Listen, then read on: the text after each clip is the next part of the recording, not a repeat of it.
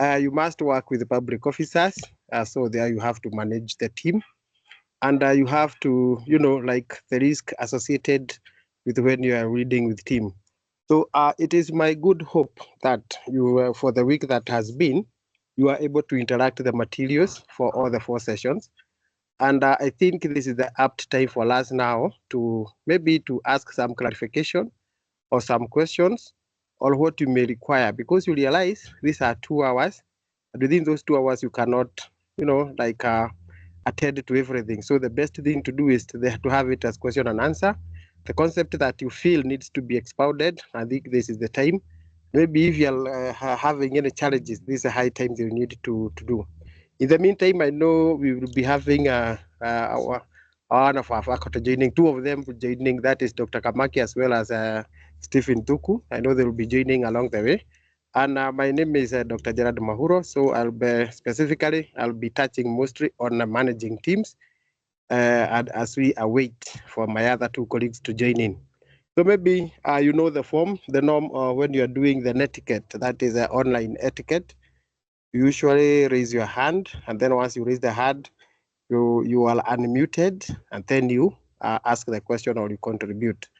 If you are not on the floor, that is, you are not talking, we request that you mute your, you mute your side. Don't let us not hear the background in stories that you are having, or even something close to that. So I think it is the apt time that I may start taking questions or any clarifications for matters managing teams.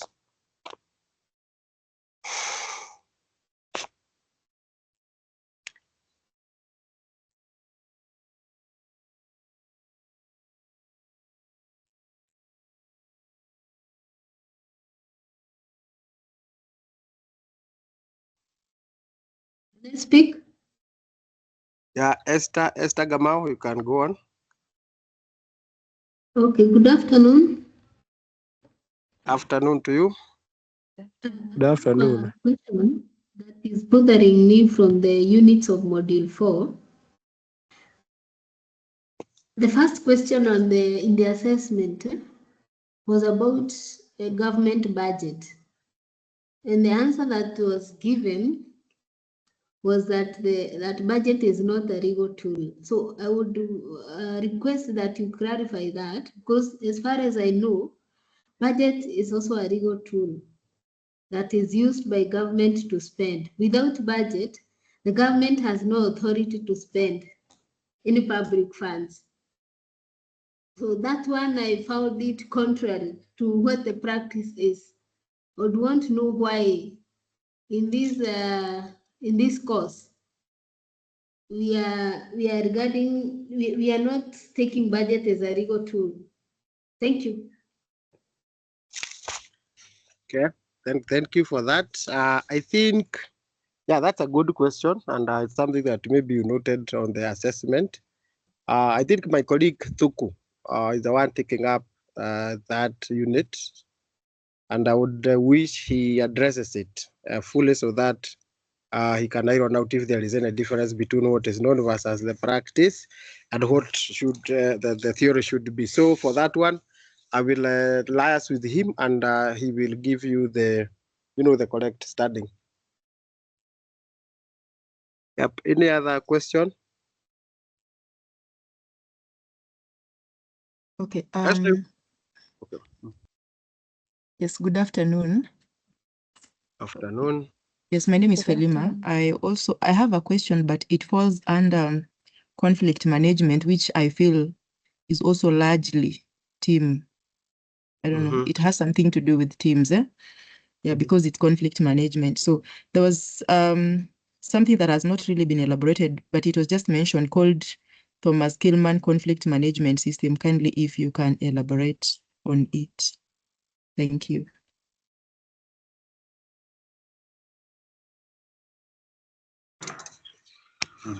Any other question?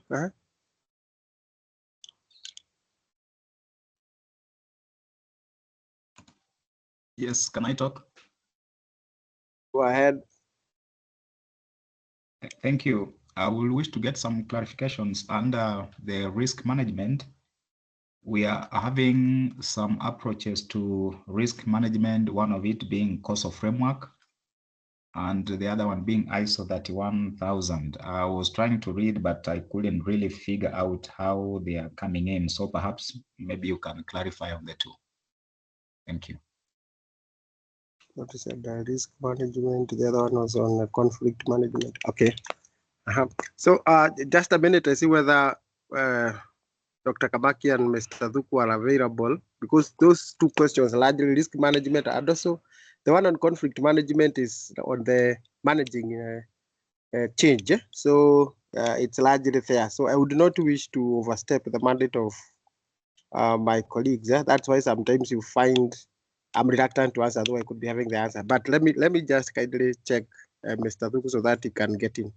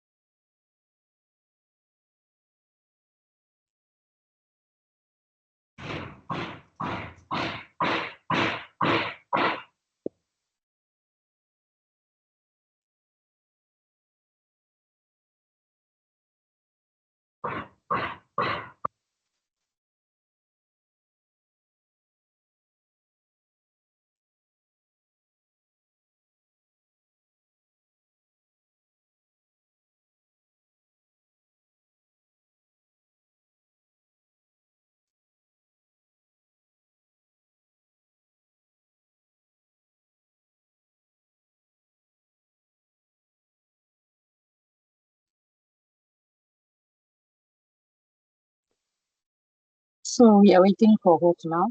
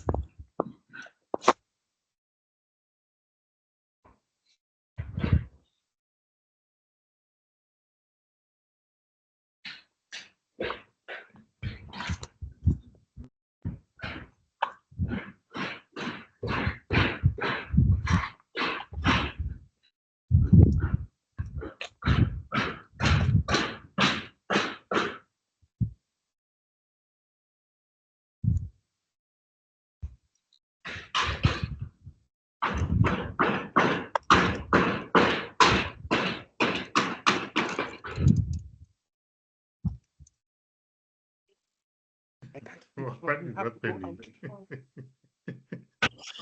What? Are we in a workshop somewhere? I think that is part of the learning.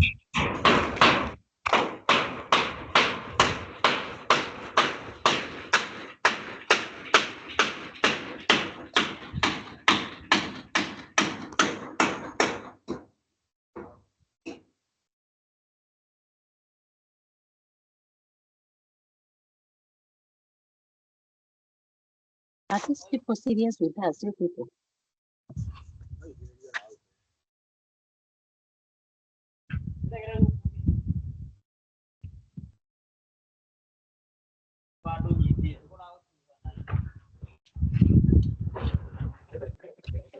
Presidents here, can they raise this issue with the coordinators? Because for us, we're waiting to be taught and they are telling us we should ask questions. Which questions? I thought they are supposed to go through the units and then we ask questions from there. It's now us to ask questions.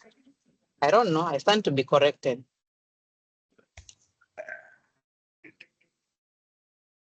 Good afternoon, ladies and gentlemen.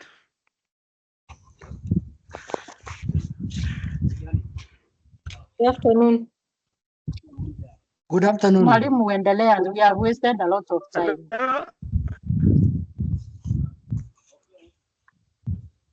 Can you?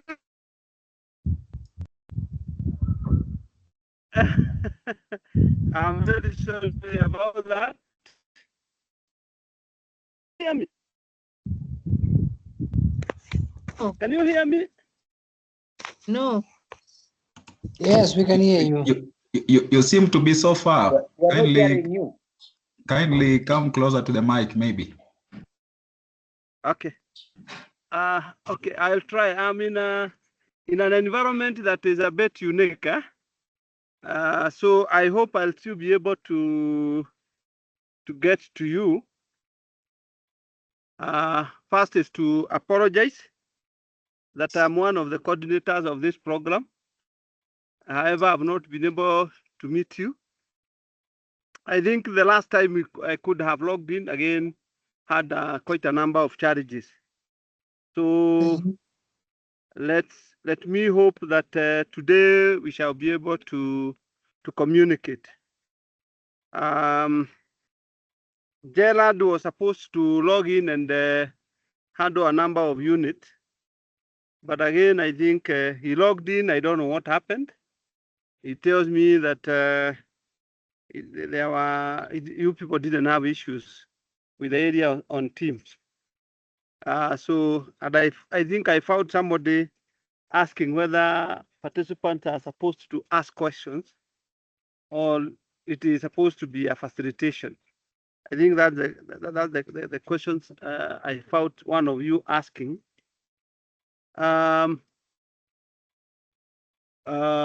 Okay, yeah, questions can be there, but I think what is most important to start with is a bit of an overview of could be the issues that we are supposed to be dealing with. And then probably thereafter, a few questions can be raised.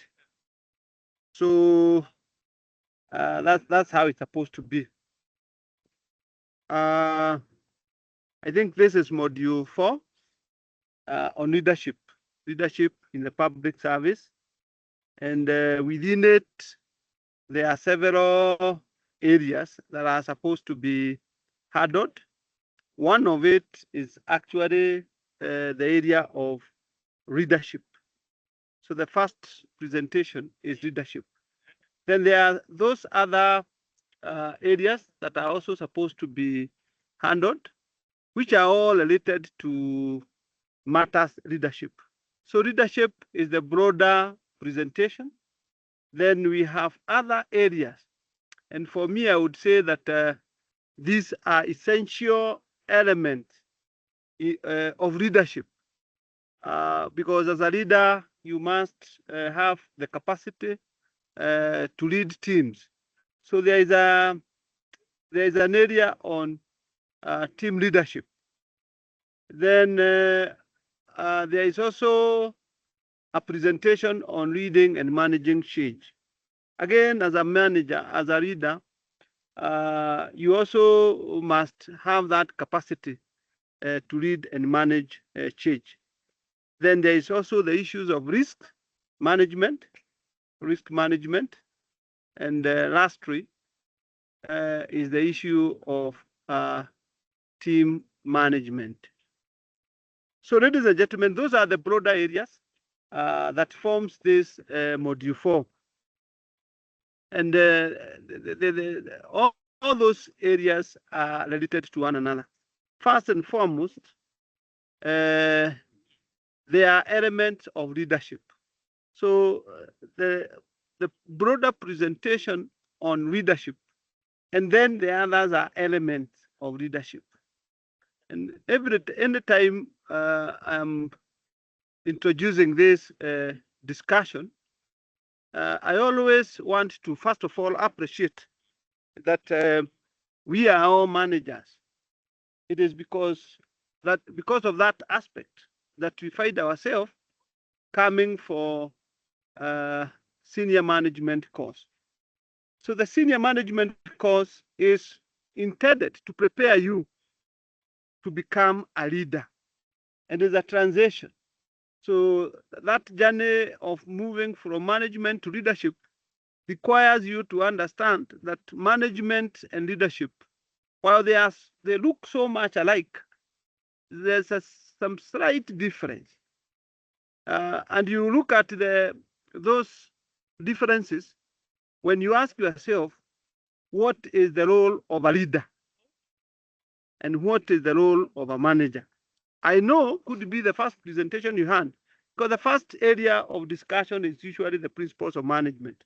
And at the principles of management, you are guided, or there is a lot of discussions pertaining issues to do with the functions of a manager. So under the functions of a manager, then you are introduced to such roles like the role of planning, the role of coordinating, the role of controlling, and all that. So ideally, those becomes like what we are calling now the roles or the functions of a manager. However, when you look at leadership is a little bit different. And actually, one of the issues when you look at the broader presentation on leadership, we would want, first of all, to understand what leadership is all about. And I know you will get the opportunity to go through the presentations to see how leadership is defined. And one of the most dominant factor in the definition of leadership is that of influence. So leadership is about influencing people in terms of what you want them to achieve. And in most cases, there are goals that have already been set either within the organization that leaders are very much interested with. So when you look at leadership, and when you are trying to look at a leadership, the difference between a leader and a manager, several things comes into view. One is that managers tend to focus on doing things right, and it is with a reason. While leaders focus on doing the right things, the two are not the same. Doing the right thing and doing things right are different. Remember, as a manager, you are in most cases at the middle level. You are the ones managing policies. Policy implementation is your day-to-day business. And therefore, why we focus on doing things right is because a little bit of that requires you to ensure that things are being done within certain parameters. We say that managers sometimes tend to be a bit status quo. They prefer status quo. Leaders are people who are pro-change. And that's why reading change becomes a critical element of leadership. So managers are not so preoccupied with change. they are more preoccupied in the protecting the status quo, because there are procedures to be protected, there are protocols to be protected, there are guidelines to be followed, and all that requires a manager to be a bit more status quo. Sometimes we also tend to look at the difference between a manager and leadership in terms of looking at their focus. Leaders are in most cases focused in long-term achievement of goals. So they are looking at the organization beyond what you can see today. So they'll be looking at what will this organization require 20 years from today. What will be the situation? And that's why when you talk about leading change, it is at the heart of leadership, because a leader is preoccupied with trying to adjust the organizations to be able to match with what he or she looks at in the future of the organization. Then you also start to say that leaders are also, I hope you people are getting me. Class President? Yes. Yes, Yeah. Yes, we are. Loud and clear. Okay, okay. Yes. Okay, thank you. So, yeah, so managers tend to Yeah, we be are short getting term. you. Okay, thank you. But leaders are more preoccupied with long term. Their focus is where will this organization, or even if you're looking at it from a country or a nation perspective, where will this country be in 20, 30, or 50 years to come? That is the focus of leaders. Managers, we say, tend to be builders. Builders, why? Because the organization require to operate. They are more occupied with the preoccupation of what is happening on a day-to-day basis. Leaders are the architect. And that's why when we talk about leaders, and mainly we are looking at the highest level in the organizations, they are trying to design an organization that will not only survive in the next 3, 4, 5 years, but even 20 or 30 years to come.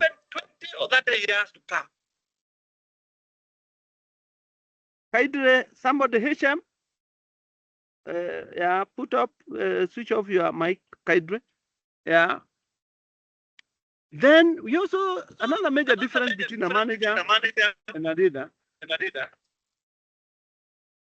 What is all this now? Hello?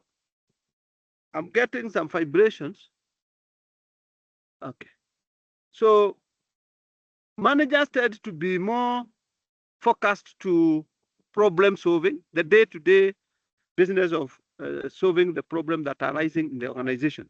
However, leaders tend to focus more on inspiring and motivating those that they lead to see beyond the current problem, because the problem will always be there anyway, and there's no time you'll say that you have situations where we don't have problems happening. So with that difference, ladies and gentlemen, then you're able to see why the 3 other areas that you're talking about, when you talk about leading and managing change, when you talk about team building or managing teams, or even when you talk about risk management, as critical elements, qualities of a good leader, or essential elements that you require, or essential skills that you require to have. Of course, within the broader presentation on leadership, we talk of the qualities of a good leader. And I know probably because you have accessed the presentation, you must have gotten the chance to look at what majority of people think are good qualities. One of the biggest challenge we have as a country probably is even when people are given the opportunity to choose for themselves leaders. Sometimes we ask ourselves, why is it that sometimes they don't get it right? Because coincidentally, almost everybody will get it right when you ask him or her, what is it that you would look for when you are looking for a good leader? In most cases, people will be talking about things like integrity. We want a leader who who have the quality of integrity, values, and ethics. People you talk about leaders who can be able to make decisions, decisiveness. People you talk about courage. They want leaders who are courageous. They want leaders who are initiative, who are innovative in terms of the way they do their things. They want leaders who have confidence. So when you look at that, I don't think there is usually a big challenge in terms of identifying what are some of the qualities of a good leader. I don't want to emphasize that, but a point of reflection for you is what is it that we look for when we are looking for good leaders? And when you look at Kenya, for instance, as a country, is it what we see in leadership? Because sometimes I have gone to forums where people are talking about what is it, what are our biggest challenges? And you hear people saying our biggest challenges as a country is leadership. Then you ask yourself, then why is it a problem in a country like Kenya where we have democracy? People are given a chance to elect whom they want to elect. Is it that we have a challenge in being able to identify those qualities? Still under the broader the broader area on public service, leadership in the public service, we also talk about the contemporary framework, or what we talk about leadership styles and strategies. And when you're looking at that, we want to ask ourselves, what is it when you look at the nature of leadership? How does it manifest itself? When you look at leaders, what is it that you see broadly coming out? And one of the issues that sometimes we discuss about is the various types of leaders that we have under the contemporary. Of course, the first thing we want to ask ourselves is, are leaders born or are leaders made? It's a question that we always want to ask ourselves when we want to look at the contemporary models of leadership. Some people will say, no, leaders are made. Others will say, no, leaders are made. The heart of it is, when you look at yourself as a leader, what has influenced your leadership? Were you born with leadership traits? Or is it within the environment that you have grown up in that have made the kind of leader you are? Then when you go to looking at the various types of leadership, you will find so many different types of leadership, and leaders manifest themselves differently. So you hear people talking of autocratic leaders. These are leaders who command and expect followers to comply without questions. It's a bit dictatorial in terms of the approach they use. Not so much of the modern leadership we have in Kenya, because somehow, as we are looking at the 21st century leadership styles, it becomes not a very popular style of leadership. But we have other types of leadership. We have democratic leadership, which is leadership by participation, where you allow people to participate in the decision-making process. We also talk about leadership as leaders who sometimes possess certain unique characteristics, and we talk of them as charismatic leadership. These are leadership that emphasize stability. And then you know that sometimes you even don't know what is it that attracts you to those leaders. But comes across are leaderships who sometimes embody with them certain symbols and all that. And I know you can give a lot of example with that. We also look at some leaders who allow a free style, or what is called also hands off. These are razor's few kind of leadership.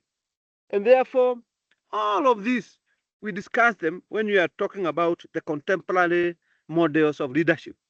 But of critical, and what is most important for us could be a senior management participant, is to ask ourselves, what is the 21st strategies, or what is it that you would expect in terms of models of leadership in the 21st century? And we are talking about now, today, and going forward. When you're looking at this, we see the evolving leadership models are those that are a bit that have unique traits. And one of it that is becoming very clear in the modern world is that of servant leadership. These are leaders who are primarily leading by serving others. So that when you become a leader, it's not for you to expect others, to expect you to take that dominant position of just giving instructions and all that. It is more of a leadership where you allow others or you become a servant for them. So you are only an embodiment of their beliefs, their values, and all that. And then you carry with them those traits that they believe are very, very important for them, or what we call servant leadership. We're also looking at the 21st century leadership as leaders who are competence-based. Competence-based leaders are leaders who have the skill or the ability to solve or to be at the center of solving people's problem. Then you'll be talking about competent leadership. We are also looking at what is called aspirational and visionary leadership. These are leaders who ignite passions and mobilize and rally people under what we call shared aspiration. Visionary leaders, people who can see beyond what a common or an average person can see. Then we also look at leadership and we say we are moving more from what we call transactional leaders to leadership that is more transformational. And I think at the school, we are also doing now what we call transformative leadership as an area. And when you look at what you find in transformative leadership, it is exactly the opposite of what we call transactional leadership. Transactional leadership is where a leader is motivated to doing certain things because of certain rewards that are almost immediate. Yeah, like you are motivated by certain acquisition of certain resources or acquisition of certain goodies or whatever. So and that motivates you to become a leader, and therefore your leader is more transactional. It is like an exchange. I'm exchanging certain things for other things as a leader. That kind of leadership is more traditional.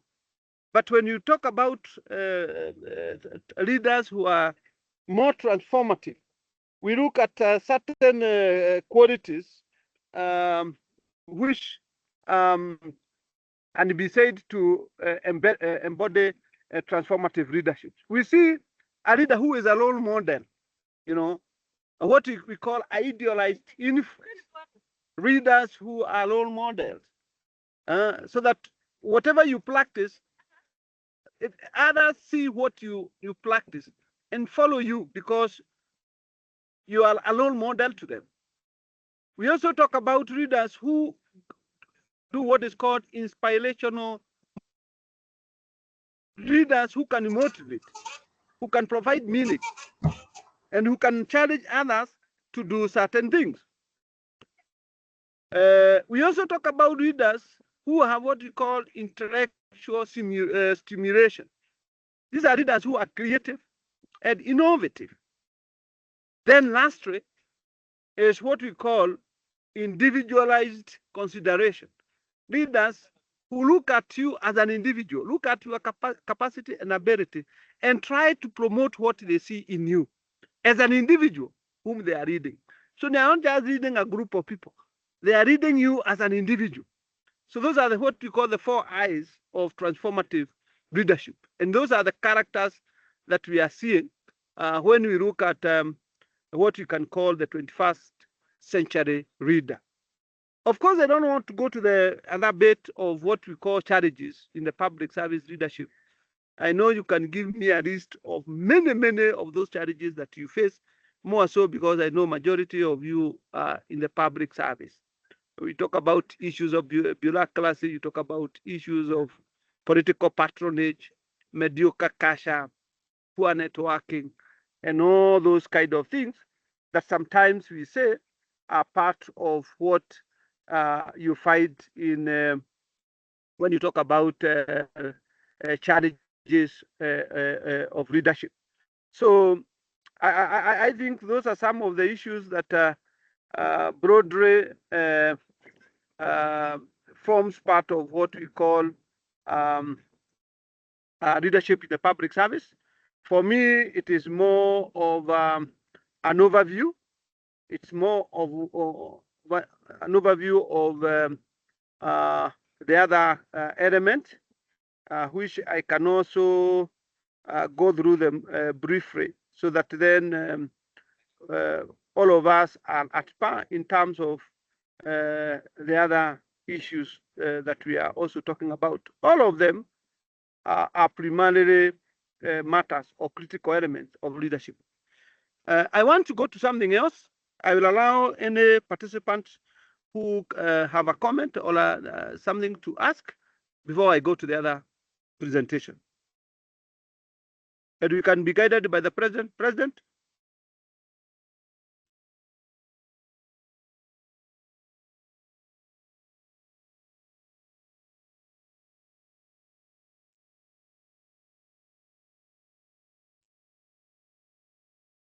Hello, Mr. Thuku.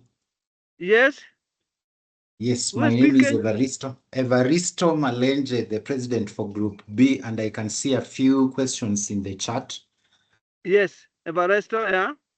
Kindly I go can, through them for me. I'm using some specs and I'm not able to see okay. very clearly. So allow me to, allow you to raise like 2 or 3 questions? I can see the Evaristo, I latest. know I'm supposed to be coordinating that Group B. You Yes. forgive me for not having been able to be a very good coordinator of Group B. Nevertheless, we still have time to resolve some of those issues. I'll get time to have a discussion with that class. But go forward. Go ahead. Yes, well noted, and thanks. So I'll start with the latest from Esther Ngamau, who says she's asking, why is government budgets not a legal tool? And her question is referenced to the quizzes that we just did for this module, because the first question, why is government budgets not a legal tool? Who said that?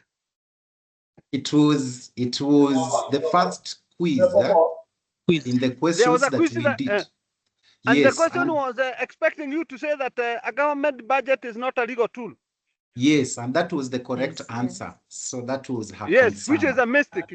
And I think I will thank you for raising that question, because then I'll have to go through that quiz and see, because I will also be taking you through management of public resources. And one of the things that I'll take you through is the legal framework that governs the management of public resources in Kenya. And I'll take you through all those. That is one, the Constitution, the PFM Act, the PFM regulations. So there is no way you can say that a government budget is not illegal. Actually, the whole budget process is a legal procedure and a framework. Therefore, Everest, I think that question, the quiz that was posted, we will have to flag it out and have the correct answers put in it. I hope that is clear. Noted. Yes, thank you. And I'm sure Esther is well answered. Then there is another question from Aaron Dirangu, who is asking, is hands-off leader the same as laissez-faire style? Yes, he is. And I will answer that. Laissez-faire, another way of describing that kind of a leader is hands-off. I know for a long time when we were discussing, and especially the former President Mwai Kibaki, many felt that the president was a bit laissez-faire. He was a bit hands-off. But I know from those who have been with him very closely, they say that the former President Mwai Kibaki was not a hands-off president. He was very hands-off. He kept following and tracking and ensuring that what had already been provided for or what they had discussed could be as a cabinet level is being done. A hands-off leader allows those he is leading a bit of hands-off, so that they're able to do their things without really continuous consultation on each and every bit of what is expected of them, and therefore they are seen to be like layoff. They are not so much hands-on. But remember, that is just a preference, and you cannot say that a leader is completely laissez-faire. It is, you see that a leader may have some preferences, has some traits that looks like he allows for hands-off kind of management. Yes, but they are one and the same thing.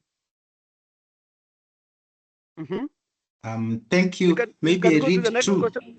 Let me just read two from Felima Amisi. She has a question on how can transformational leadership reduce corruption, where maybe it can help in proper checks and balances. How can it? And then she is also from the same Felima is also asking that in these, I think in the presentations and in the notes, there was a question on the hare and the tortoise. They were mentioned on leadership unit. If you can briefly highlight it, because it had a lot of lessons on leadership. Oh, the hare and? The hare and the tortoise. Yeah, it was used, I think, in a story to illustrate on leadership in the notes that we had. Maybe lastly. Could it be, sorry, because I'll have to respond to that.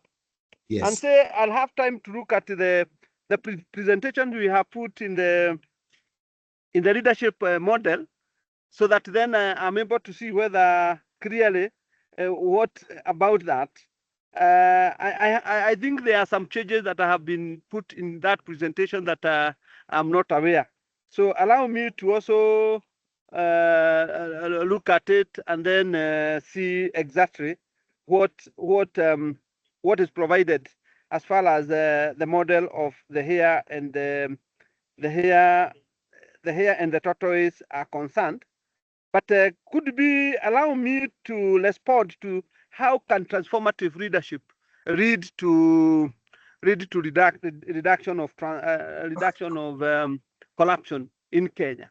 And let me say, transformative leaders are unique and very talented, and very few leaders world all over have reached to that level where they can be said to be transformative leadership. And could be all of us are aware of leaders like the former president of South Africa, who had some elements that looked which could have qualified to be those of a transformative leaders. I've talked about the 4 I's of transformative leadership. 1, idealized influence. So the leader becomes a role model. So primarily what you are saying, if you are a transformative leader, you lead by setting an example to the rest. First of all, it means that if you don't want corruption, you will also ensure that you yourself, you are not corrupt, so that people can look at you and see that, yes, that is exactly what you believe in. And in that case, I will still talk about the former President Mandela, because he had that. I talked about the second I, which I talked about inspirational motivation, team spirit, and providing meaning and challenging. So transformative leaders are very inspirational in nature. So they can motivate you to do even what looks impossible. I believe in Kenya, for instance, it has looked like it is impossible to do completely away with corruption. We just require a transformative leader who can be able to demonstrate that it is doable. We talk about transformative leader. The 4 I talked about is intellectual simulation. It's about creativity and innovation. There's somebody who can be able to use even what probably many people have tried and are unable to do it because they don't have that ability, innovation, and therefore it is possible. Then individualized consideration. You look at people as individuals. You are able to harness the capability of individuals and be able to influence other people to do things that sometimes are beyond their capacity. So it is possible through transformative leadership to completely deal with issues that have looked a big challenge to other people. Challenges, do we have transformative leaders? I don't want to say that we don't have them, and I don't want to mention names, because I mention names, especially the local names. I will look like I'm being a bit political, so I will leave it to that. Is that okay? Yeah. Yes. I hope Philima and the other colleague have been answered. One last one, Mr. Thuku.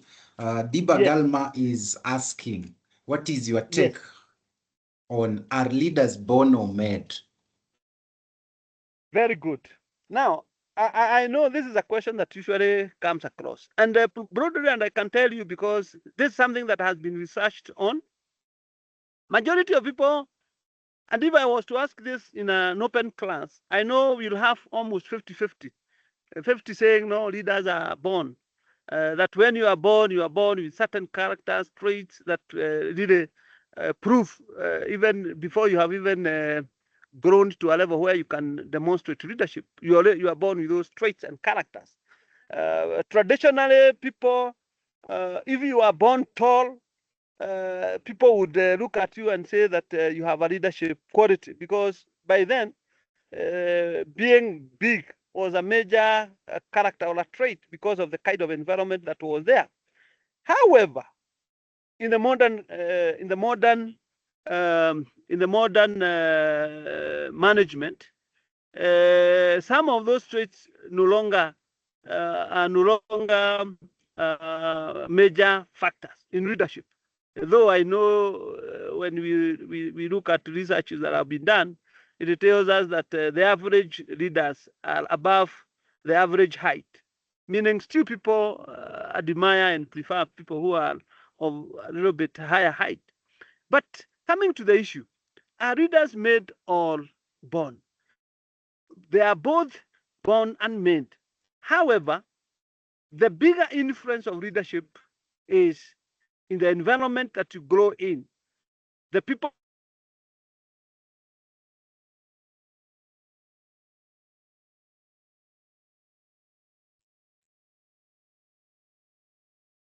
Hello, Mr. Thuku. I seem to have lost you. Not sure if that is the case for all the others.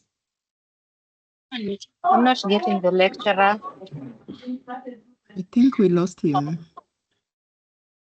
Mr. Thuku? He's lost. Yeah, he seems to have lost. Probably if Dr. Gerald Mahuro, you are on or you can reach him, probably you can pick up from there, because he was, I think, summarizing. That was the last question. Dr. Gerald?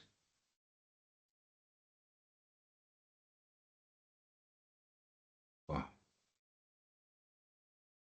Mr. Thuku, can you hear me?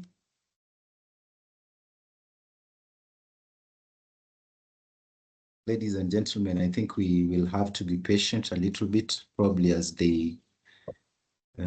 Okay. Thank you. Thank you, Hi, Dr. Gerald. Yes. Okay, thank you very much, senior leaders.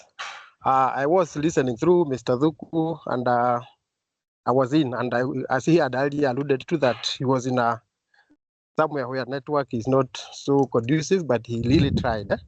And Yes. he has gone through the issue of leadership, and he has answered the question by Esther on the matters budget, rather than giving a brief of what leadership is.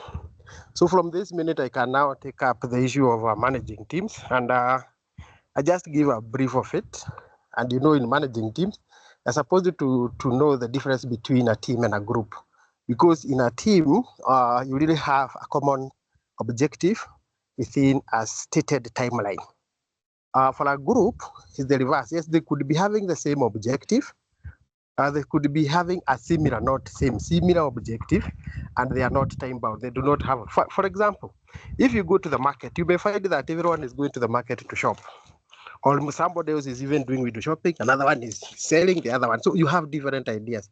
But when you are a team, you have one objective, and it is time bound.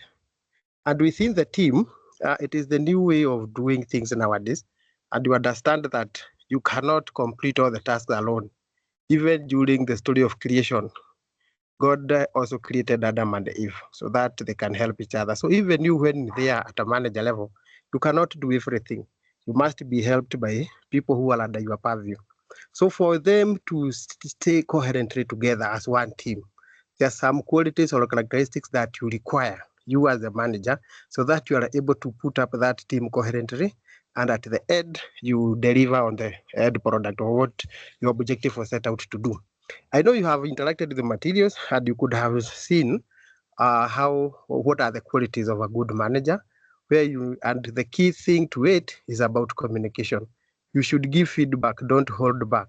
Let you have an open communication where you have let you avoid grapevine and rumors. These are some of the things that really make people to feel belittled, and they will not give to their own. And there are some other ways and means of developing that team. I know you have gone through the metamorphosis.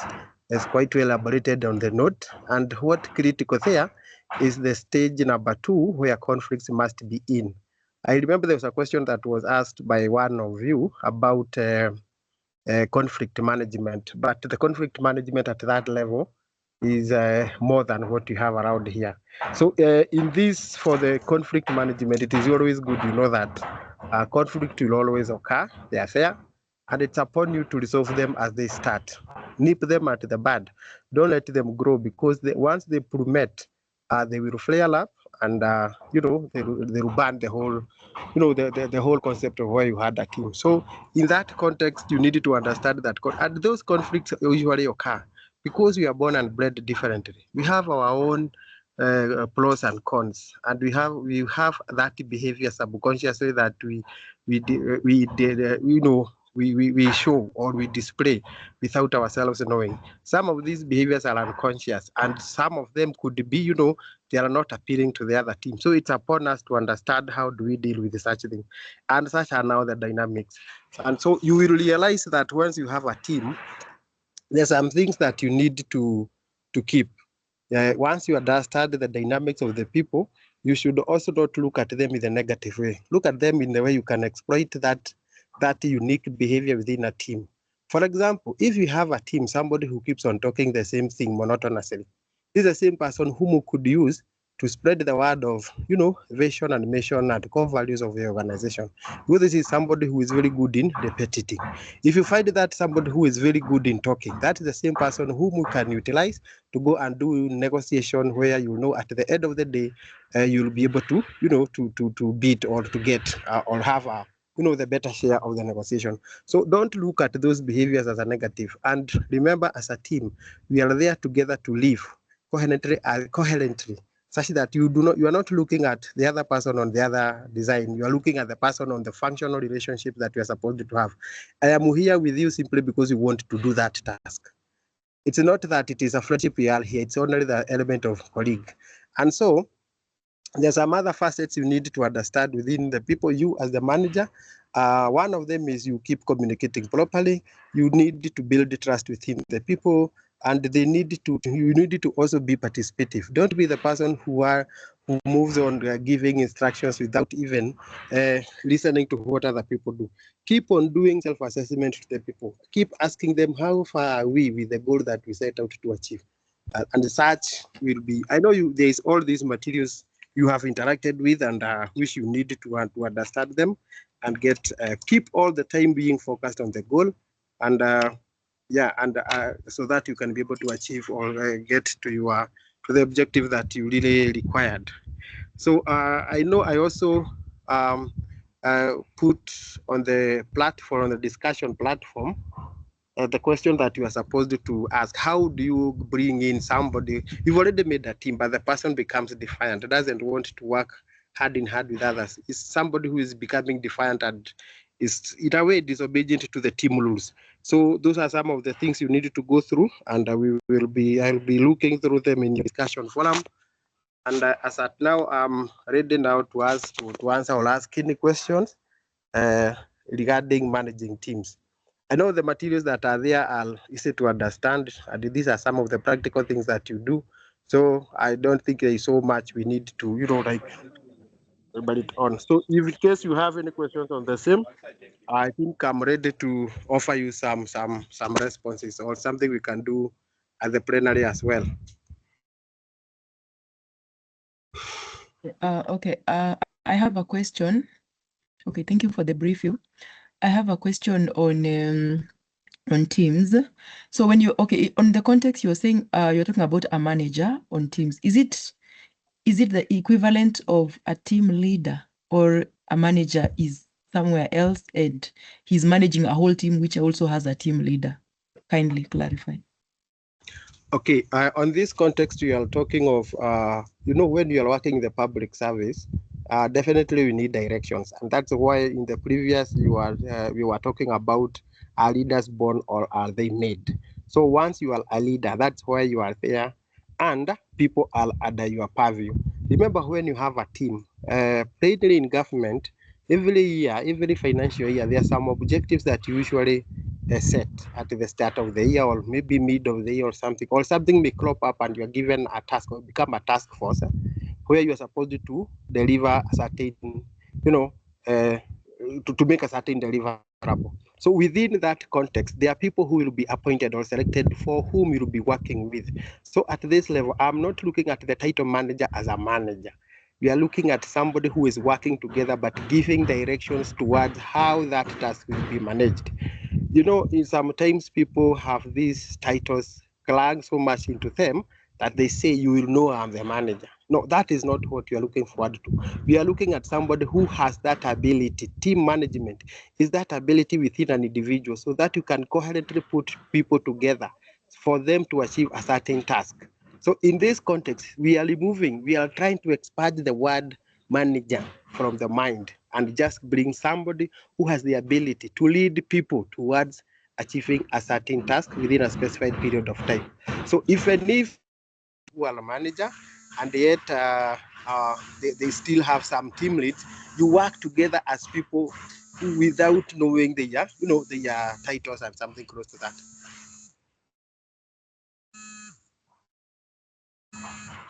Hello? Just a minute.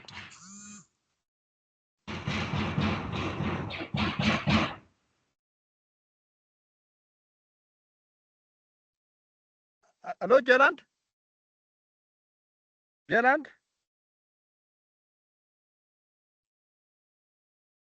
Mr. Thuku, Hello, we Gerard? can hear you. We can hear you, Mr. Thuku. Yeah, you can hear me, but I don't know whether Gerard is also getting me, or he has also moved out. Lost him. Okay. Gerard Anyway, is on. Gerard is on, Dr. Ray. Oh, okay. I'm on, Dr. So Ray. I'm on. Oh, Gerard. Yes, sir. Oh, yes, sir. I was Yes, at the middle of a presentation. Yes, sir. And somehow network switched me out. I understand, sir. So I don't know now, because I can see Gerard Bonamahuro had already gotten in. That's why I was asking whether he's able to get me, so that we can agree on the way forward. It's okay, sir. Mahulo, are you around? Or it was not Mahulo who was speaking?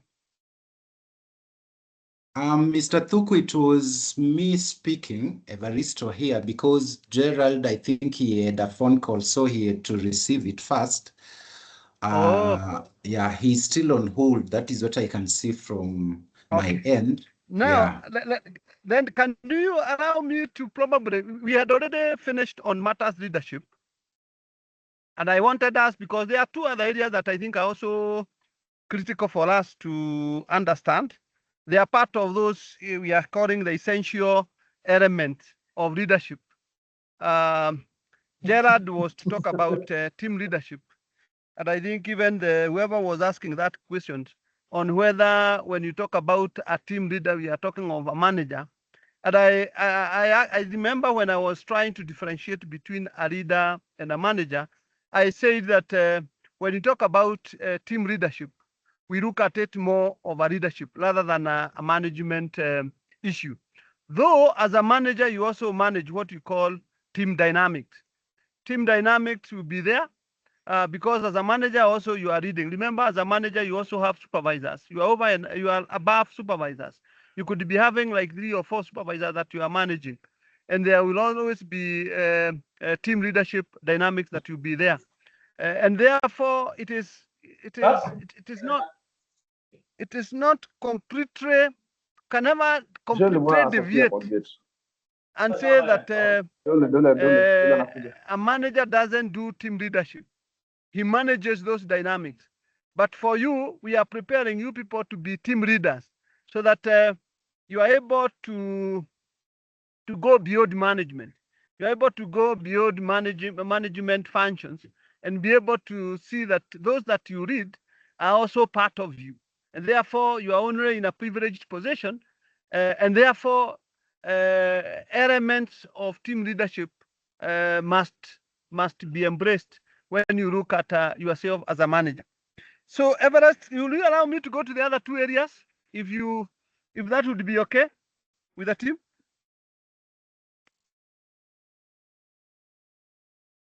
Yes, it is okay. Yes, sir. Yeah, okay. So the other two areas that are also very, very important for us to understand, and as managers, and especially in the public service, and these are also essential skills for leaders.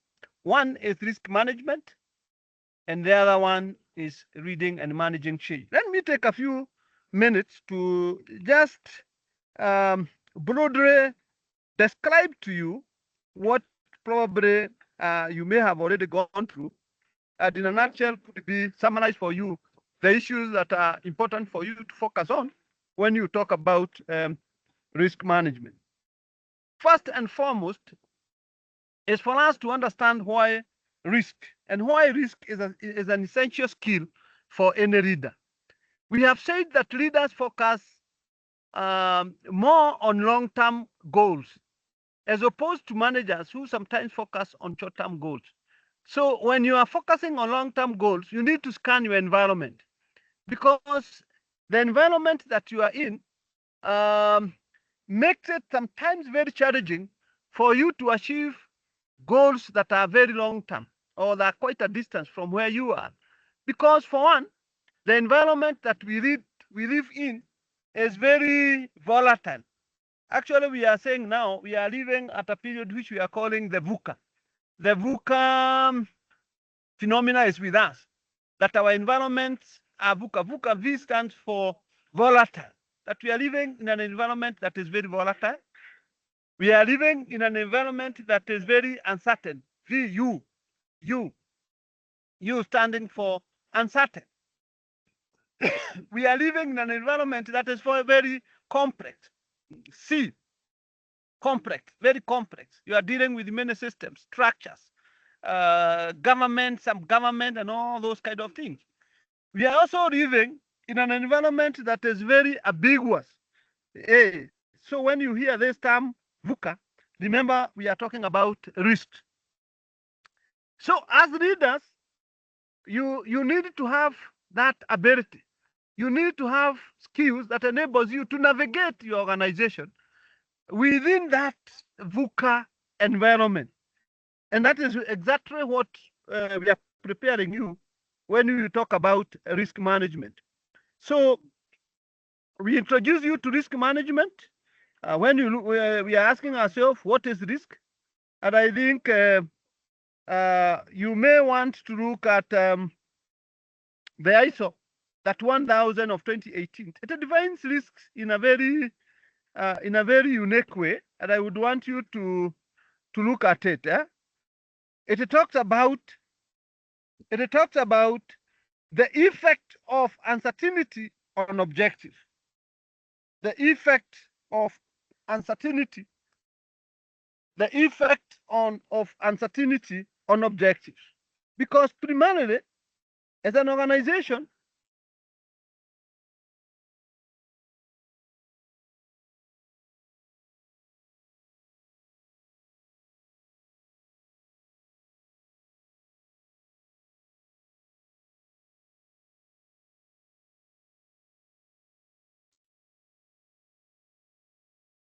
I seem to have lost Mr. Thuku again. Same here. I've lost him too. Wow.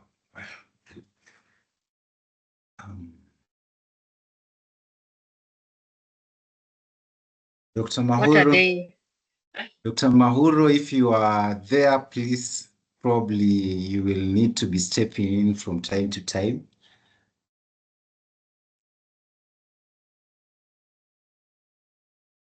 Dr. Mahuro, if you can hear us.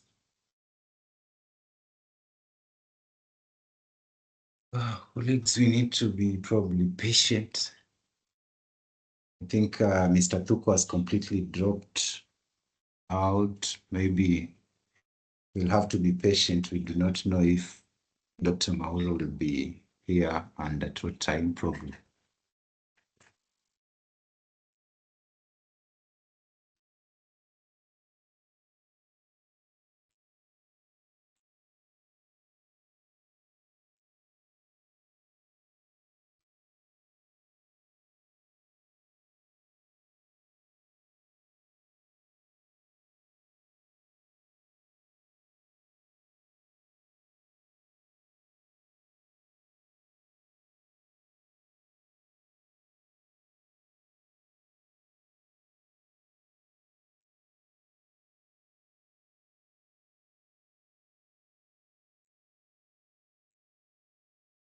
Dr. Mahuro, can you hear us?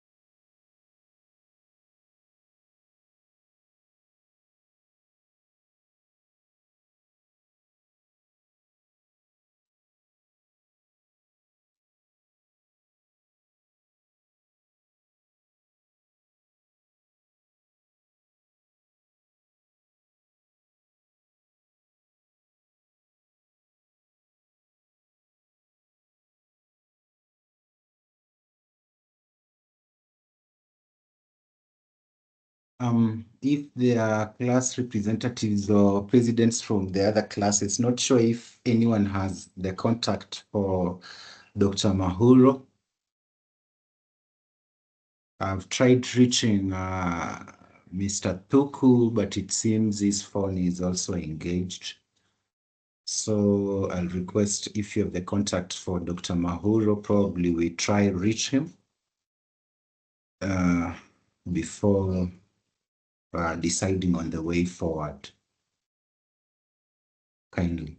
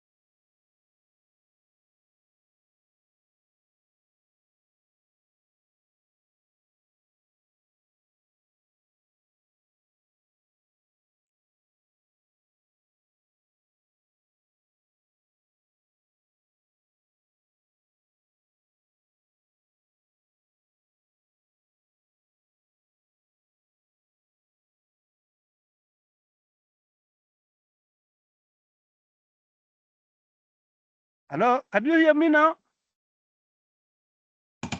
Yes, we can hear. you. Yeah, sorry, you know, I'm using my phone. Somebody calls and then it switches off. I'm using my phone because I'm in a place where I don't have, I'm not able to access the Wi-Fi. Welcome back, Mr. Tukum. Yeah, Yes. sorry about that. But then I was talking about the framework, the risk management framework, and I was talking about the 4 critical areas that forms what we are calling the risk management. And I say the first one is the scope, the context, and the criteria. And I was saying within the public service today, we must understand that the risk management process we are talking about here is within that context. And the scope is like you are saying, what appetite? You see, like now, depending on what you are talking about, the scope can be limited to a certain level. Just like in business, when you're talking about risk, you say, how much appetite do I have for this? It is the ability to take certain risk. And the scope can be higher, can be low. So that scope, the context, and the criteria is the first area in the risk management process. Here, you are looking at the strategic context within which you have set your objective. And of course, the business planning framework. Now, once you're able to do that, you go to the next stage, which is actually risk assessment. For me, I would look at risk identification as a unique process and look at it as a unique process as a process. Risk identification is the ability to see the possible areas which can become a problem to you. Because when you talk about risk, a risk can be a problem. It can be a challenge. It can be the possibility of something uncertain happening. But when you look at what is already provided for within the risk management guideline that was issued by the National Treasury of 2021, they have tied 3 processes into one, and they have called it risk assessment. So as far as the public service in Kenya is concerned, and because that is the guideline we are following, then we are looking at risk management, risk assessment as 1, risk identification, risk analysis, and risk evaluation.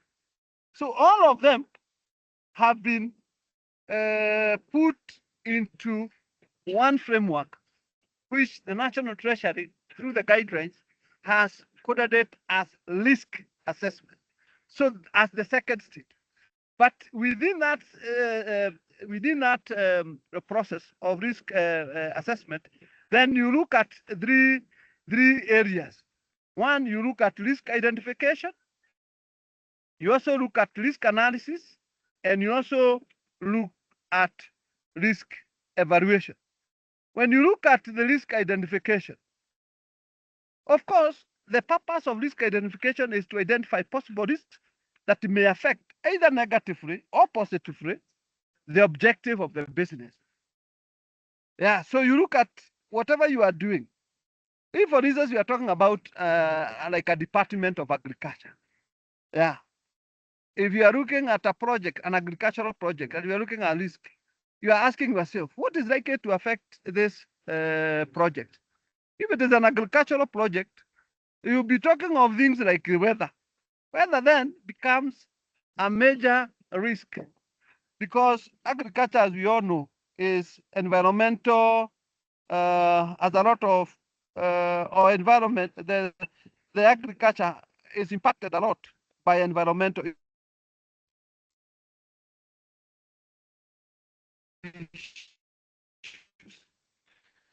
So you'll be looking at other issues, one of the issues. Now, so you look at risk identification. Beyond that, you are looking at risk analysis as the second in the process.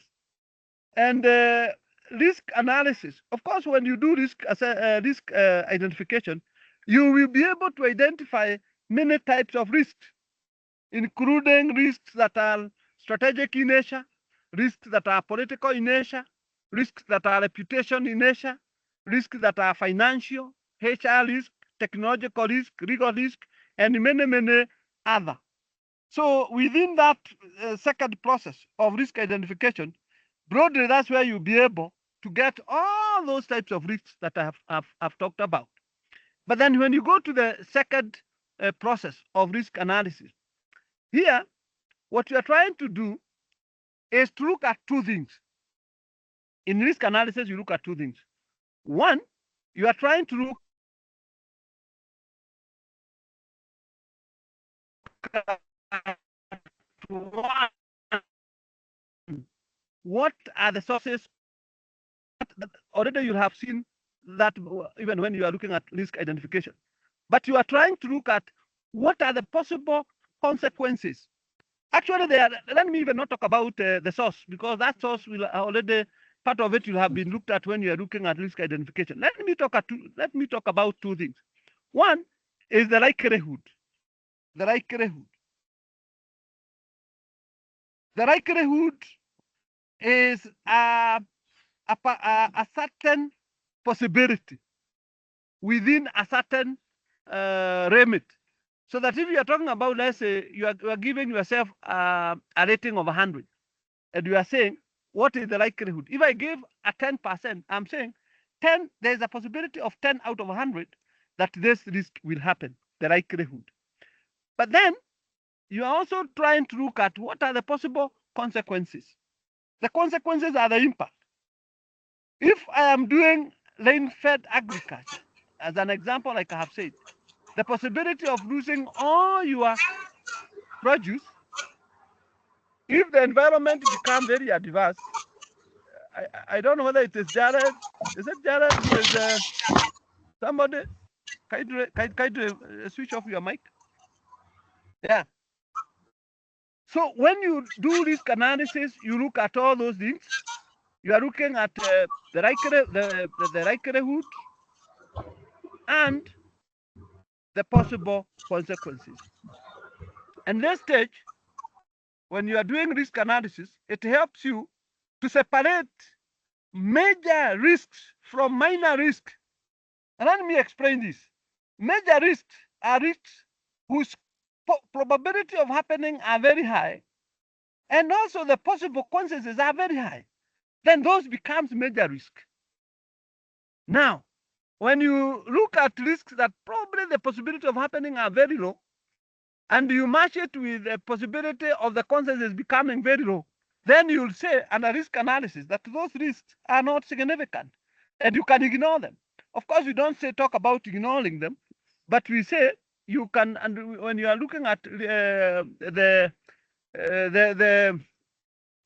risk treatment, we will talk about what are the possible ways you can treat those risks. But idea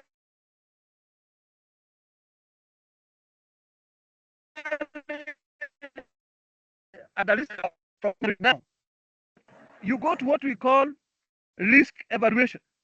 Now, risk evaluation is a measure. So at the risk analysis, you are able, because you're only looking at the possibility and all that. Of course, part of it, when you're looking at that, is to try to assess the possible consequences and all that. But at the risk evaluation, you determine the risk magnitude. So here you combine what you have talked about, the likelihood and the consequences, and you are able to quantify. So when you quantify the likelihood, like you said, it could be 10%, it could be 20%, it could be 30%, and that may require you to do a bit of some research. It could be, you could use the history, you could use many measures that you can use to be able to rate it. Then the consequences also could be as a result of your ability to measure the likely impact of that. It is through risk evaluation that you are able to get the three areas that I know you've already seen. Could be if you look at your risk management framework, you will see the three colors that we use. One, we use the red. The red is where we talk about that the risk assessment gives you a very high levels of consequences and a very high levels of possibilities of happening. And when you are looking at risk action and escalation point, those risks that are red must be handled by the highest level in the top of the management. So the leaders, and we are talking about leadership. If you are talking about an organization which has a board, those risks must be under the care attention of the board, because they are likely to impact very highly on the performance of that organization. So we talk about extreme risks or very high risk. The green are what we call the moderate risk, of which case the risk possibility of happening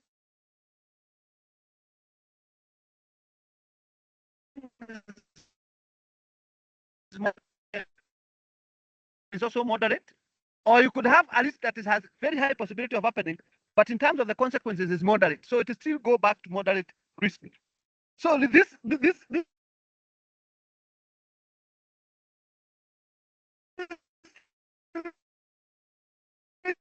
management are contained, and you must ensure that you contain them so that then they don't become a very big problem in future. Then the yellow risks are those risks that are have very low possibility of happening, and even the possible consequences of them happening are also very, very low. And I'll talk about that when I'm talking about the risk treatment. So ideally, through risk evaluation, you are able to map your risk as to extreme, red, or moderate, green, or yellow. And that happens within, according to the National Treasury Guideline, that happens when you are doing risk assessment, and you do risk identification, you do risk analysis, and then ultimately you do risk evaluation. And therefore, that in the process of the risk management is what we call risk treatment. And risk treatment now are a response, the response that you take. Yeah, you've done your risk evaluations. You know that these are green, these are red, these are yellow. Then how do you manage those risks? So that process, that risk management process is actually risk treatment. And under risk treatment, we give quite a number of options. One of the options that we have is that you can avoid the risk. Avoiding the risks primarily means that you take action that can eliminate the activities that give rise to the risk. Like for instance, let me give an example. If you find that a risk is embodied within a certain process, let's say like you are doing some money transfer, and you find by adopting a certain process, it exposes you to very high risk, then you can say we are not going to use that process, because that process itself is subjecting this objective to very high levels of risk, and therefore you can avoid it.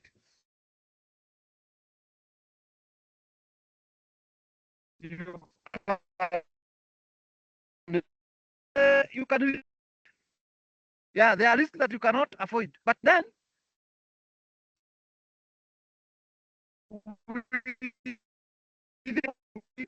that allows you to reduce that risk significantly.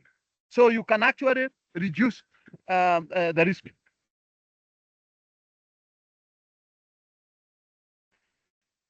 Now, there are other methods of risk treatment, including what you call risk exploitation. Exploitation means taking a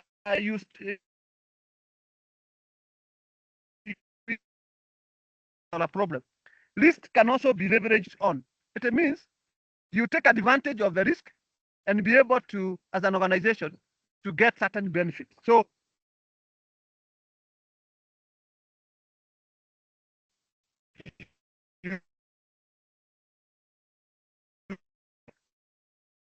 when I talked about risks that are yellow in nature, hello.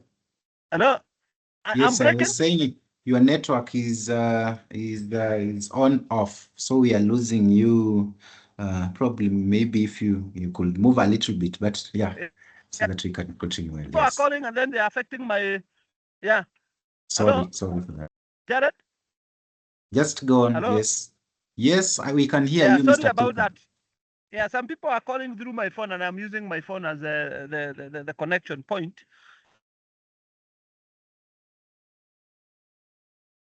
And with that, it is really affecting my.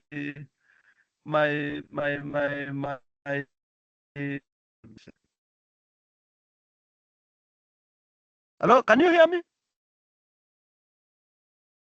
Yes, we can still get you. Yes. Yeah. Yeah. So those are the various what we are calling the risk options. They are rated to come up with good response, and the response that you come up with must be aligned. It must be aligned with the kind of risk that you have, because you have already done the risk evaluation. You know the magnitude. So I don't expect you, for instance, to say that you are accepting risk, and at that risk at the evaluation stage was red. You cannot accept a risk that is red or yellow. The only possible options for you to accept risk are those risks that are at that level, where could be you are talking of yellow. These are risks that are of very low magnitude. So that then becomes the fourth option, or the fourth process in the risk management process. Remember, we talked about the first one is scope, context, and criteria. The second one is risk assessment, where we talked about three broader areas: risk identification, risk analysis, and risk evaluation. Then the third major one is risk treatment. Beyond that, then we have three other processes, and all of them happens in a concurrent way. The first one is we talk about recording and reporting. Recording and reporting is like anytime you have a risk that has happened, you need to record it.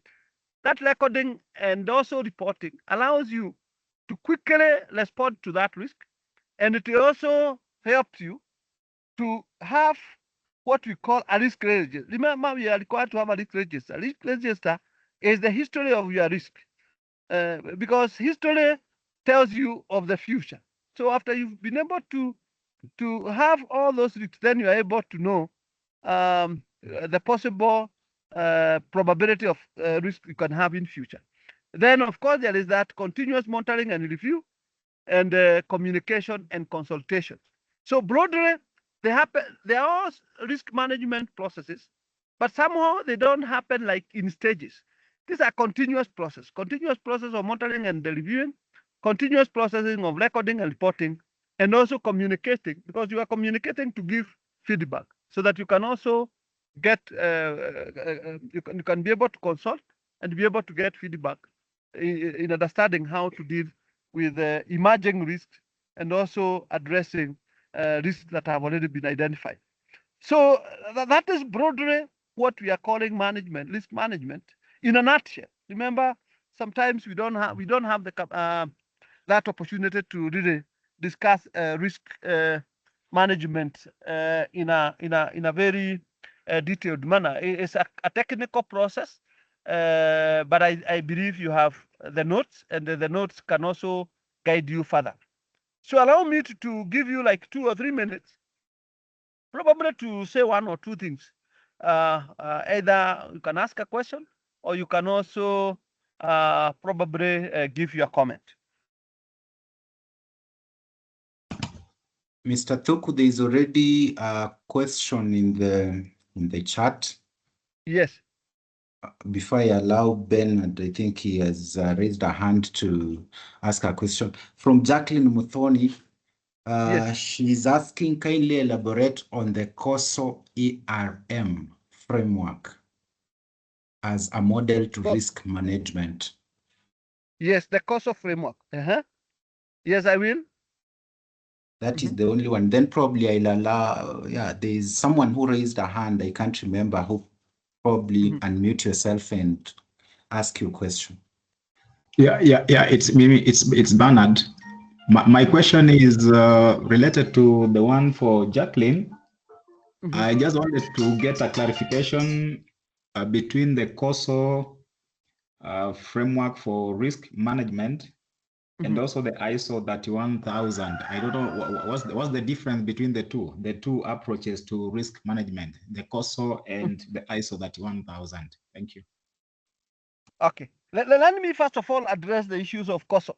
And COSO is a global guideline on risk management. Is a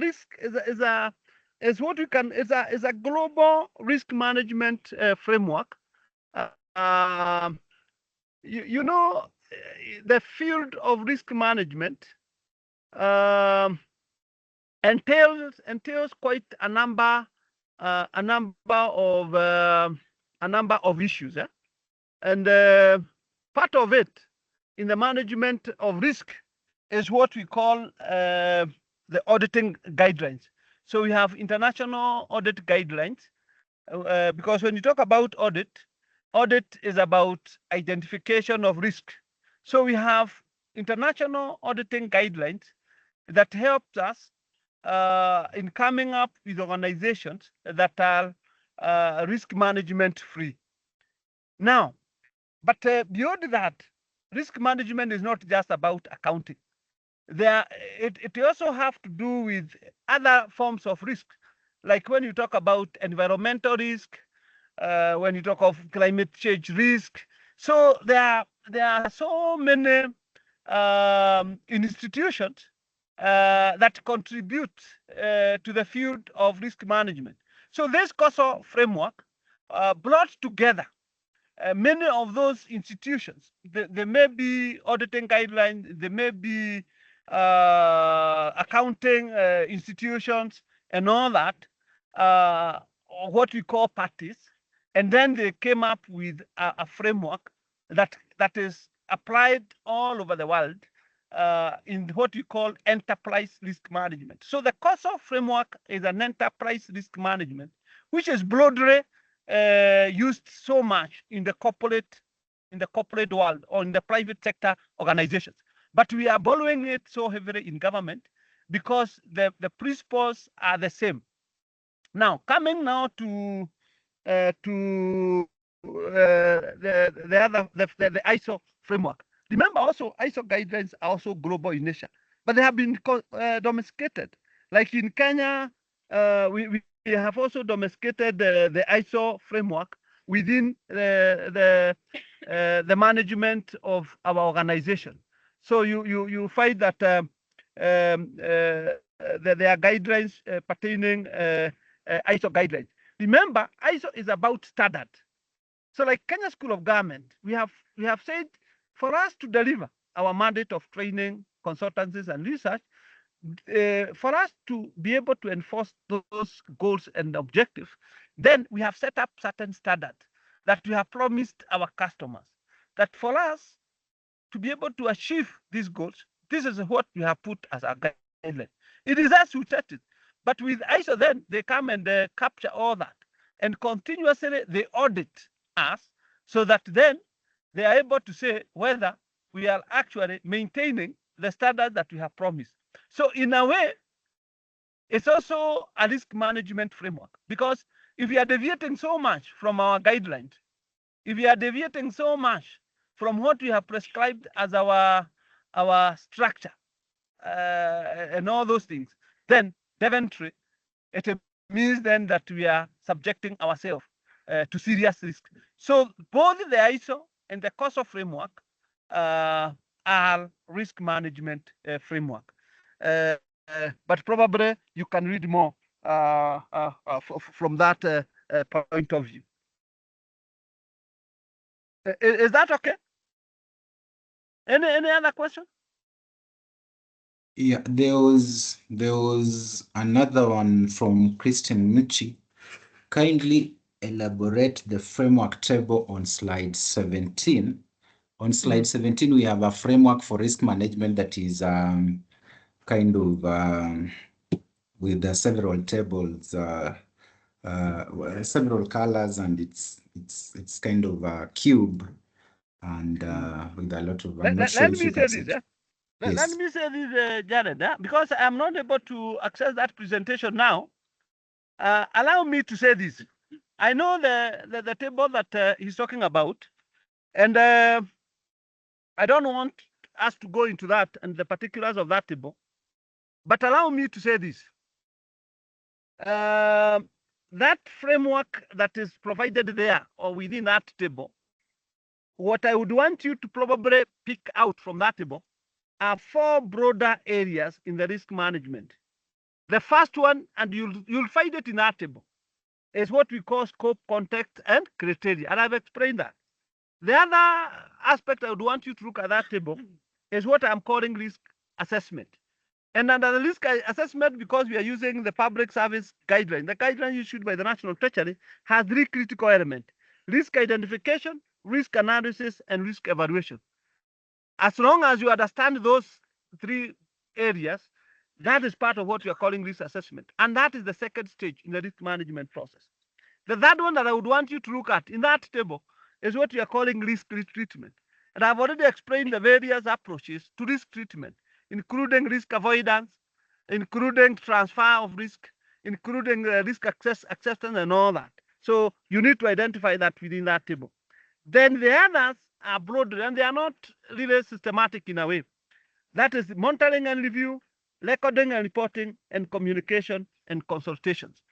I don't want you to go beyond those 4. There are actually 4 broad areas. Actually, there are not 4. There are 1, 2, 3, 4, 5. There are 5 broader areas.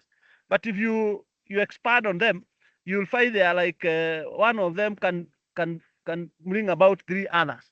So there are like 8 of them. So that is what is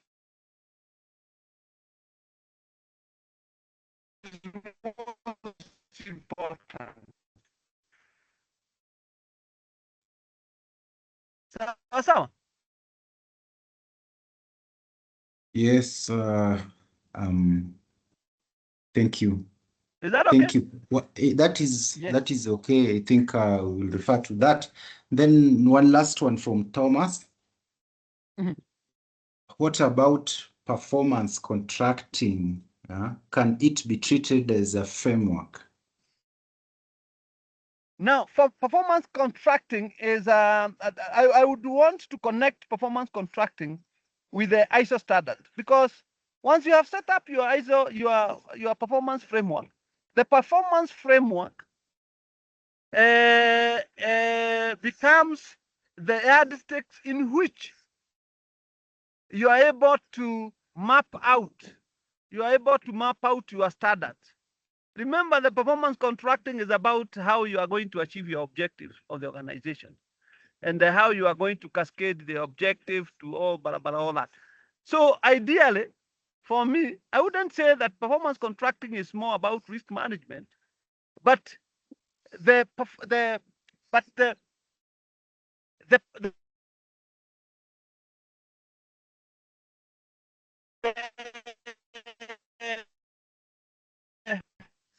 framework that you have adopted in managing your organization in terms of performance.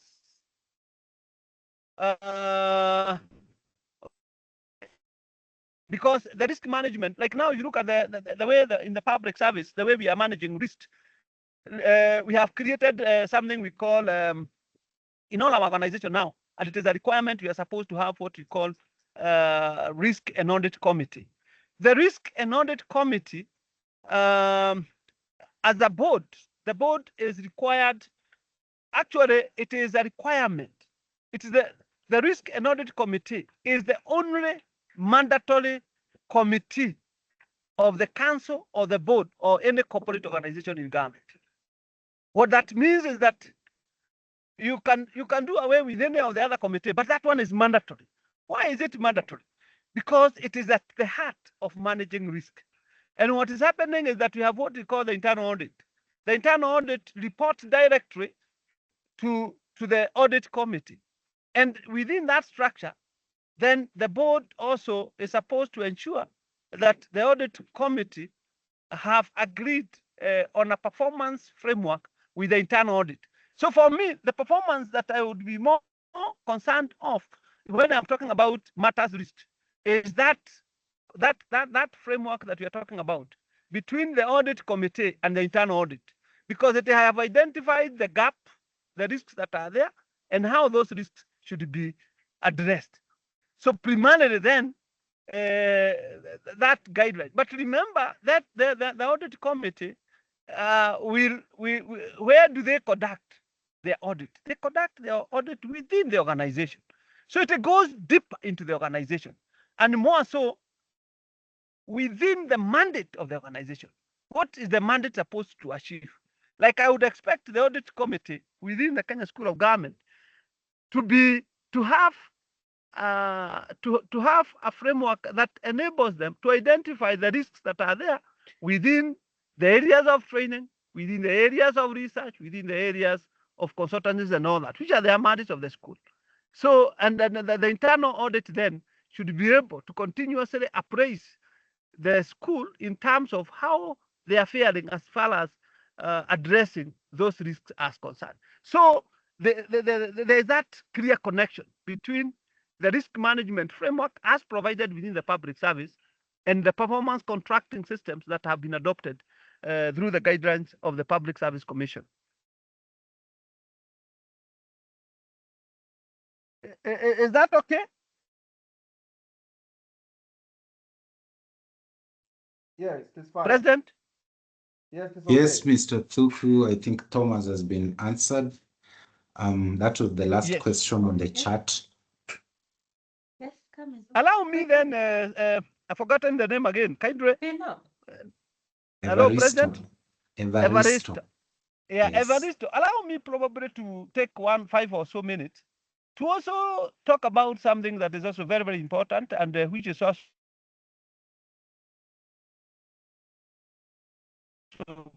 part of the module 4 element, which we are calling essential elements of a leader. Remember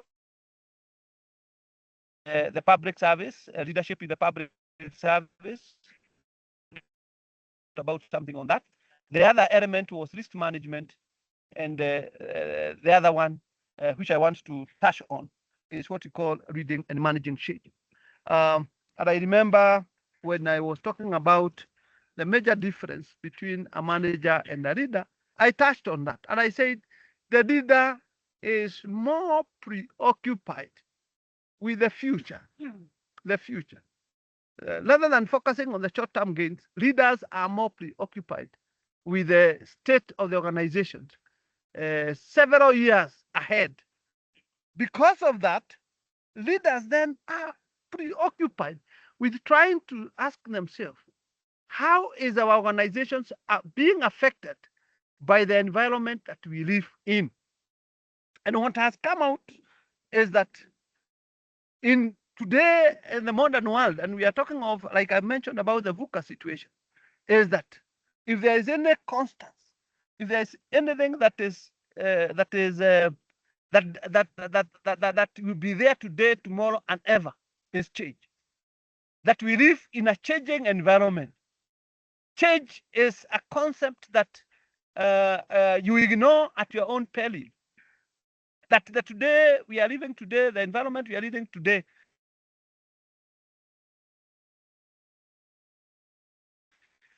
will be very different tomorrow.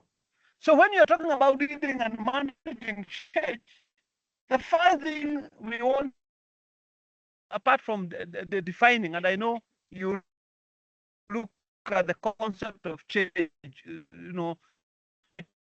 talking about transforming, transformation. Yeah, We even talk about drastic change, like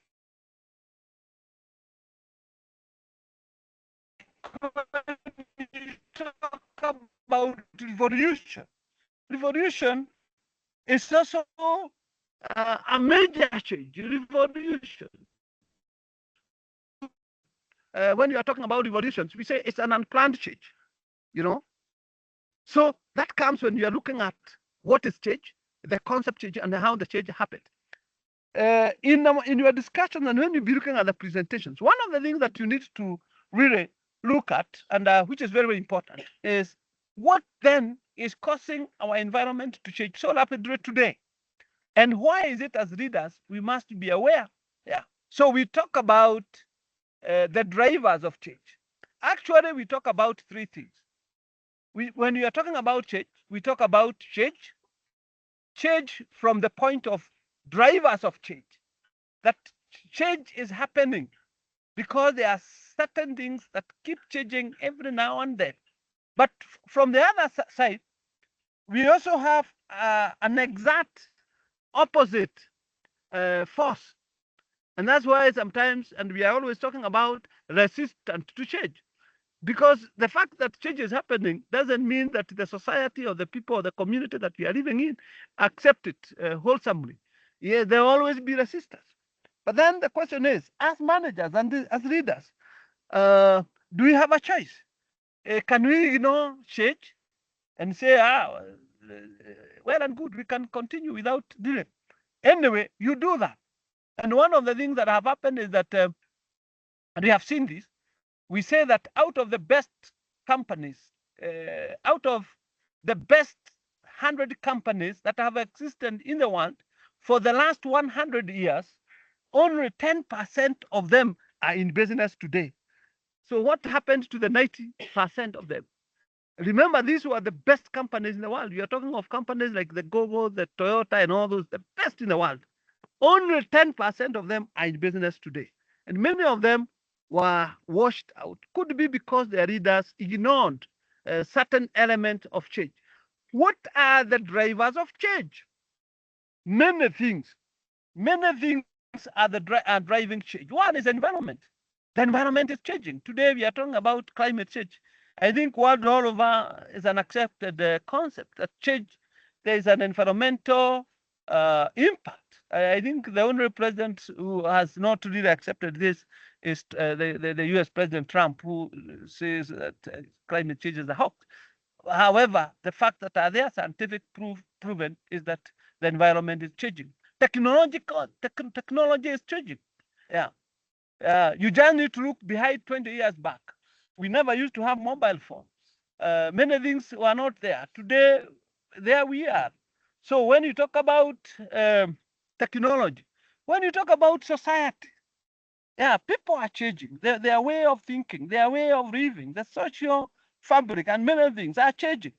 When you talk about politics, political systems, when you talk about economic world all over, the economic situations, like in a country like Kenya today, we are talking about one of our biggest challenges is how to do with the issue of inequity in how resources are shared, and these are economic issues, and the situation is not getting any better.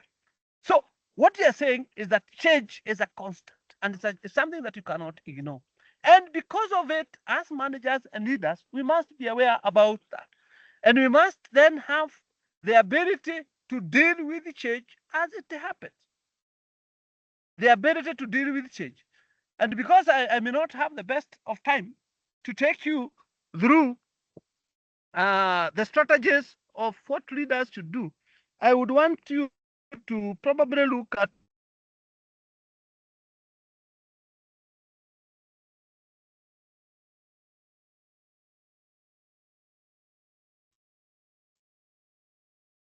Mr. Thuku, again, we lost you.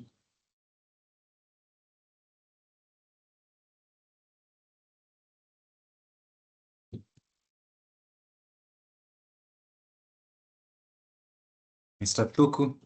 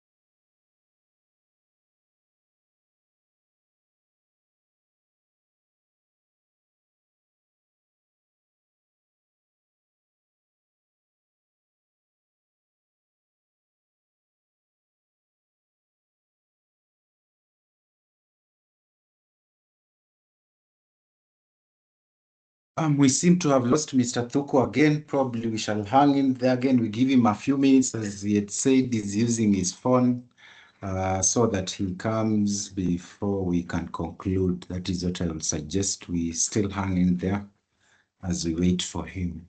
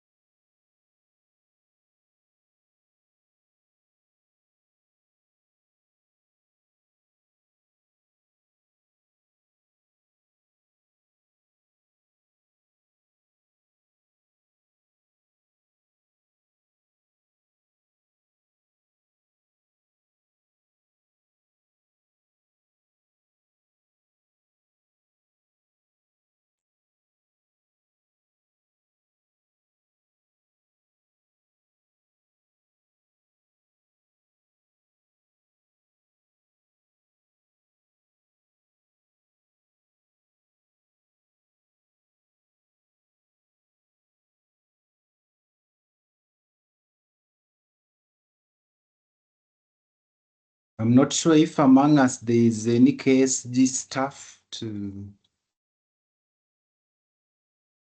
probably say hi.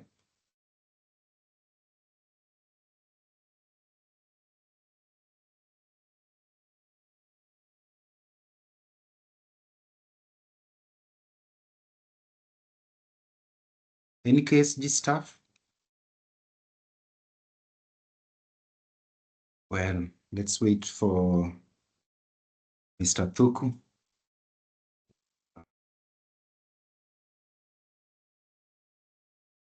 Tuone kama atakuja tumalizie.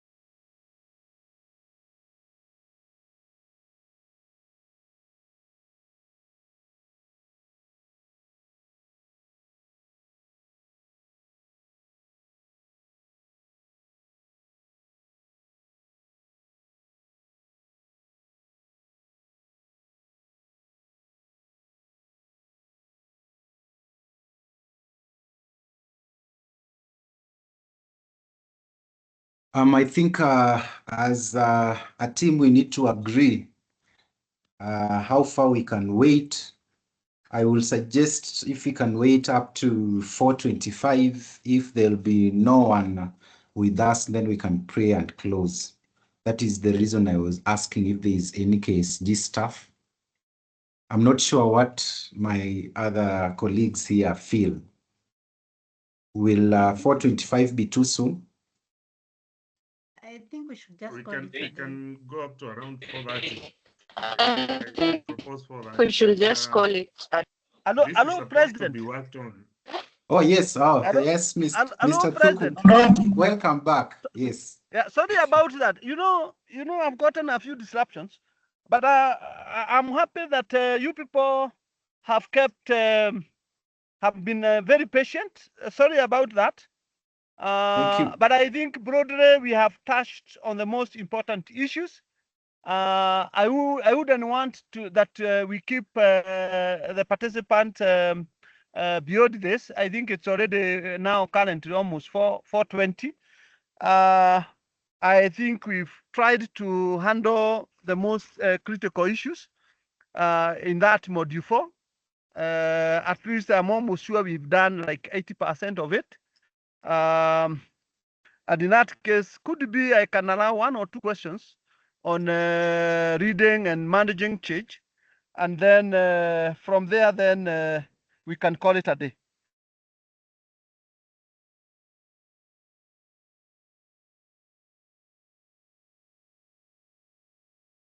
Okay, thank you, Mr. Tuku. I think I'll just proceed. I was raising my hand, but Yes, okay. kindly proceed. Yes, okay. Under leadership, sorry, under management and leading change, I had a Yes. question. There was something mentioned about Thomas Kilman conflict management system, and it was being tried to explain, but I didn't get the concept. Kindly, if you can elaborate on it. Come again. There's something It you is have called said I have not. Thomas. It is a conflict management system called Thomas Kilman conflict management system. Oh, conflict. Yes. Conflict management. Yes. I would. Hey, sorry about that. I'll need to. I think the presentation that is there I'll need to go through it again. I'm sorry about that, so that then I'm able to see the model that you could be talking about. Though really not so much within. For me, when I look at conflict, I look mainly conflict, not more so within leading and managing change, because the only conflict that could be there in leading and managing change is the divergence or the difference of opinion in terms of how to deal with it. Like we have said, conflict change will have to be there. And therefore, when you're looking at conflict within reading and managing change, we look at it from the point of resistance. And ideally, resistance has nothing to do with the conflict. Resistance is simply people not being comfortable with the change. And ideally, because as human beings, we are a product of behavior. So anytime you would want to continue with status quo, you are more comfortable in your comfort zone. And therefore, when you introduce change, you are possibly likely to get some kind of resistance. And I wouldn't want to refer to them as really conflict as such. I would only say resistance. And therefore, in reading and managing change, we are not talking so much about conflict. We are talking about resistance to change, which is a common phenomenon we always find in reading and managing change. Within teams, we talk about conflict, and we look at conflict from the point of 3 aspects. One is conflict that may be task oriented. This is where all of you are not agreeing in terms of the direction you are going to use as a team. Therefore, you have task related conflict. We also look at risks from the point of personalities, bringing different people with different ideas, different thinking together, sometimes create a little bit of conflict. We also look at conflict from the point of transiting individuals to being a team, where then you'll find that the I in us is sometimes so strong, and it's a journey moving from thinking of us as individuals and thinking of us as a team, and usually that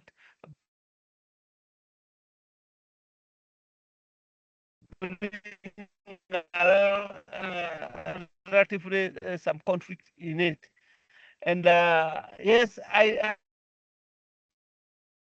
the framework that yes, because I usually use a model, and I think that's the one that you're talking about. Issues of conflict within teams, and here you see there are people, there are leaders who are a bit more cooperative, vis-a-vis others who are a bit more assertive. So when you look at that model, and I know it is there within the team management, you are going to see two sides of it: leaders who are a bit assertive and leaders who are more cooperative. Yeah, either you are extremely assertive, and being extremely assertive, you really protect your interests vis-a-vis the interest of those others who probably are the source of the conflict. Then we say you are a bit assertive. On the other extreme end, we look at leaders who are very cooperative, and this is where you give in, a lot of giving in, meaning that sometimes you give too much, and therefore sometimes you are seen to be a bit more cooperative. Either way, we say it's not the best as an approach towards resolving conflict. Many leaders are comfortable in what we call the give and take. They are not very assertive, neither are they so cooperative, and therefore they are in between. What we call the Fox strategy. The Fox strategy is in between, not very assertive, a bit cooperative. Now, again, not the very best, but when you talk about team, the leadership approach towards resolving conflict, we say you must allow for you must be a bit assertive to protect the interests of the team. But again, you must also be a bit cooperative. When you become a bit cooperative, you are giving an ear to those who are bringing a different opinion. That way, then, you are using an approach that is a bit assertive to protect the interests of the team, and also, yeah. And I think that is the Tom case that we're talking about, which is a model within the team conflict management strategy. Is that okay? Yes. It's within the conflict management unit. Yeah, conflict management within the team management process, but not within the reading and managing change. Is that okay?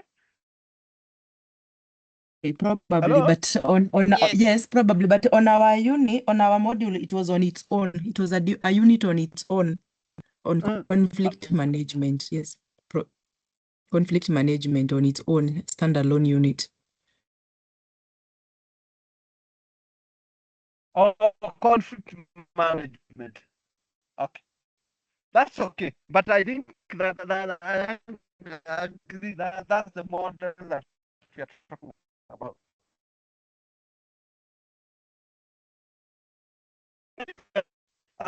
However, I think I want to really appreciate the patience and the interest that you people have shown in this area, and I would wish to really wish you all the very best.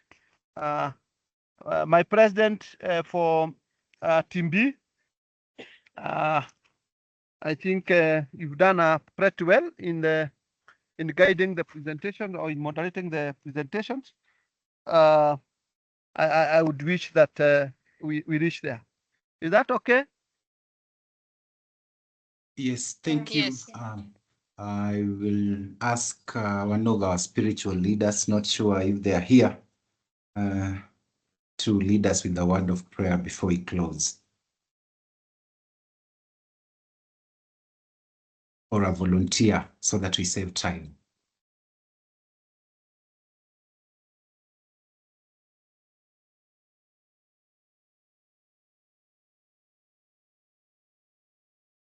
Bernard, can you lead us with the word of prayer?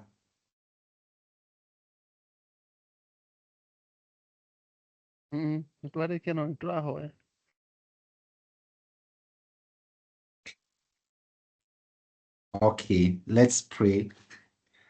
Our dear Lord in heaven, we thank you for this opportunity that you've given us to interact with our teachers. We want to pray that, Lord, whatever we have been imparted during this training will help us to serve you and humanity better. We thank you and we praise you. In Jesus' name I pray. Amen. Amen. Enjoy your Amen. evening. Bye. Amen Amen. and thank you.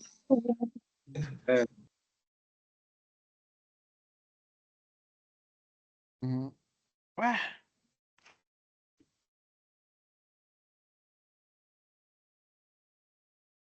Okay.